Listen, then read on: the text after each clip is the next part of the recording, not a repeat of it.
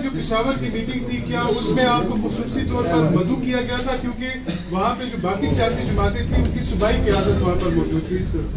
नहीं, देखो, मैं ज़रूर ये कहूँगा, मैं जो भी कोई मुलाकात करता हूँ, जिस वक्त भी करता हूँ, जिस पर्पज़ के लिए भी करता हूँ, खान साहब के हिदायत और इंस्ट्रक्शन के मुताबिक करता हूँ। खान साहब ही के लिए करता हूँ और खान साहब या सूबाई हमारी जो हुकूमत है, अली अमीन खान गंडापुर साहब, उसके साथ हमारा इंटरेक्शन होता है।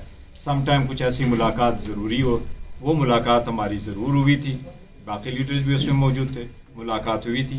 मेरी खान साहब से पहले इंटरेक्शन हो गई थी। ट्यूसडे वाले दिन मैंने उनको ब्रीफ कर दिया था, बट खान साहब के पास चूँकि वो केस चल रहा था, मैं वापस यहाँ असम्बली में सेशन के लिए आ रहा था, तो हमारी तफसीली गुफ्तगू नहीं हुई थी।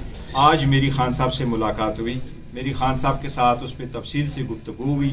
मैंने ख़ुद जर्नलिस्ट से ना अडियाला जेल के अंदर ना अडियाला जेल के बाहर बात की। खान साहब से क्वेश्चन हुआ और खान साहब ने उनको ये कहा कि यस, मेरी मुलाकात हुई है। मैं जिस पर्पज़ के लिए जाता हूँ, मैं कभी कोई चीज़ डिस्क्लोज़ नहीं करता जब तक मेरे पास खान साहब की स्पेसिफिक परमिशन ना हो। रीज़न यही है,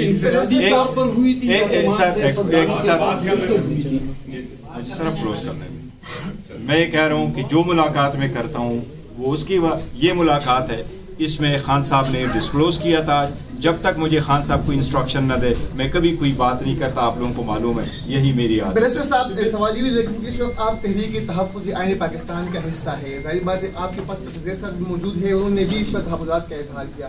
क्या आपने जो तहरीक-ए-तहफ़्फ़ुज़ आईन पाकिस्तान की दीगर जमातें हैं उनसे मुशावरत की थी कि आप अमजद से मुलाकात करेंगे? देखिए, हमारी मेरे और अली साहब की सेपरेट सी मुलाकात थी, वो अलग बात है। लेकिन जहाँ तक अचकज़ई साहब का ताल्लुक है, वो देखो, वो हमारे अलायंस है और हमारे अलायंस के सरबराह है। और जब सरबराहान और पार्टी इकट्ठी बैठती हैं तो आपस में ऐसे कुछ चीज़ों पे इख्तिलाफ होता है। उनका हमेशा से अपना एक वर्शन रहा है। लेकिन दिस इज़ नेवर रॉन्ग कि आप मुल्क की अफादियत के लिए और बेहतरी के लिए बैठे।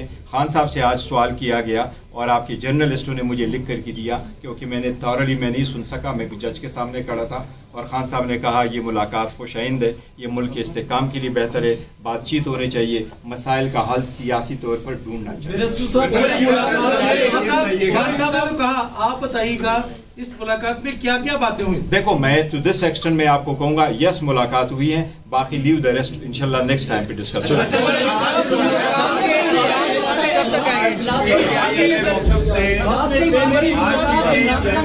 में 9 दिन लग गए, आपको क्या लगता है कि 9 घंटे में या 9 दिन लगेंगे या उससे ज्यादा दिन लगेंगे? नहीं, देखो, लास्ट टाइम हमारी मुलाकात में वाकई आपकी पार्टी के बड़े सारे दिन लगे थे और मुलाकात इसीलिए एक मिनट हमारी इसलिए जो मुलाकात हमारी नहीं हो सकी तो खान साहब से इंस्ट्रक्शन नहीं ले सके और इसकी वजह से वो मीटिंग भी लेट हो गई थी।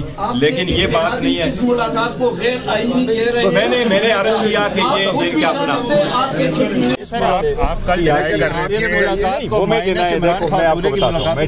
मैंने आपसे पूछा कल भी, मैं आपको ये बता रहा हूँ, मैं खान साहब का नुमाइंदा उसके नॉमिनी के तौर पर खान साहब, कोई बंदा जब से मैं चेयरमैन बना हूँ आज तक मेरी पूरी पार्टी के से पूछो, वो कभी ये नहीं कह सकते कि मैंने कभी किसी बात को लीक किया जब तक मेरे खान पाक के इन्फॉर्मेशन ना हो। खबर भी नहीं देते ना सर। तो मैं ये जो मुज़ाकरात हो रहे हैं ये माइनस इमरान खान हो रहे हैं।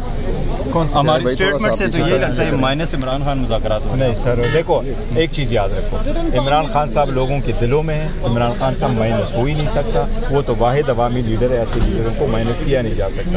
जो लोग उनको माइनस करेंगे वो खुद माइनस हो जाएंगे। गौर साहब, आप हुकूमत से तो पूछते हैं कि डी चौक में गोली क्यों चलाई, क्या आपने आर्मी चीफ से मुलाकात में पूछा कि गोली किसने चलाई? नहीं, देखो, वहाँ जो आपकी मुलाकात है या वहाँ के जो टॉपिक थे, सब्जेक्ट थे, वो ऑल टुगेदर डिफरेंट है। आप सूबाई हुकूमत है, आपकी सूबाई हुकूमत अगर बैठती है और हमारी नुमाइंदगी हो रही है तो हालात तो बेहतर होने चाहिए, लॉ एंड ऑर्डर से। सर, जो बातें आप कह रहे हैं कि मैं नहीं बता सकता, मैं खान साहब के हुक्म के मुताबिक ही बताऊंगा, जैसे आपने आज खान साहब ने बता दिया कि देखो, मेरी बात मुकम्मल है, खान साहब ने बता दिया कि बैरिस्टर गौर की मुलाकात हो गई। ये जो बातें हुई थी क्या खान साहब ही बताएंगे? भाई साहब इस तरफ देखा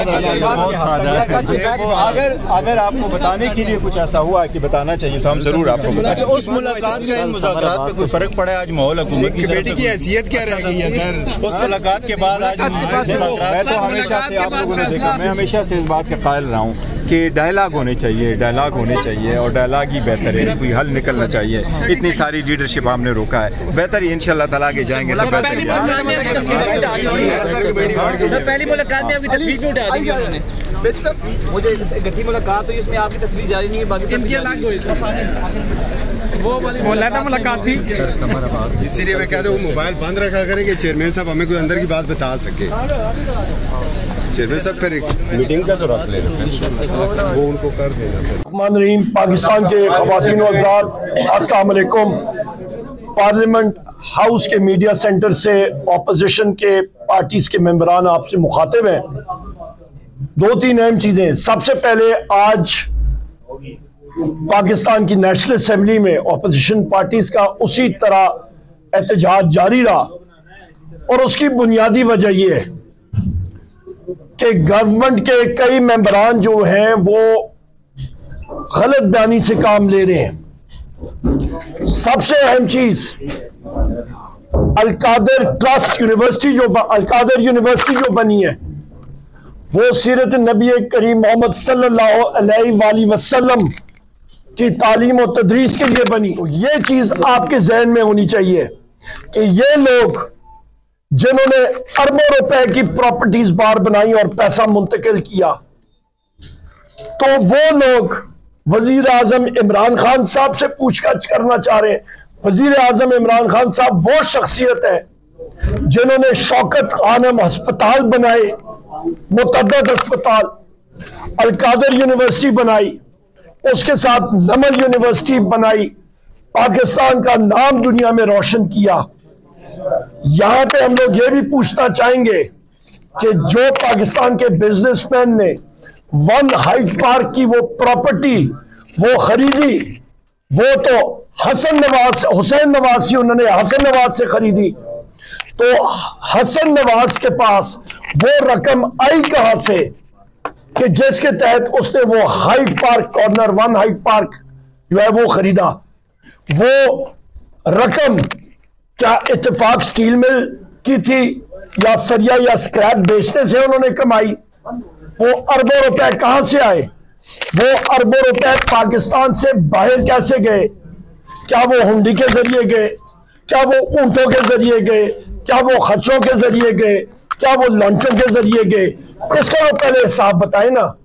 और वो अरबों रुपए जो या 190 मिलियन पाउंड उन्होंने वहां पे वसूल भी किए। तो दूसरी अहम बात यह है कि हुसैन नवाज ने तो वहां पे दिवालियापन, अपना बैंकरप्सी डिक्लेयर किया बरतानिया में, जरा उसके ऊपर भी आए ना। तो ये सारी चीजें सामने आनी चाहिए। मुख्तसरन एक दो बात करके फिर मेरे साथी बात करेंगे।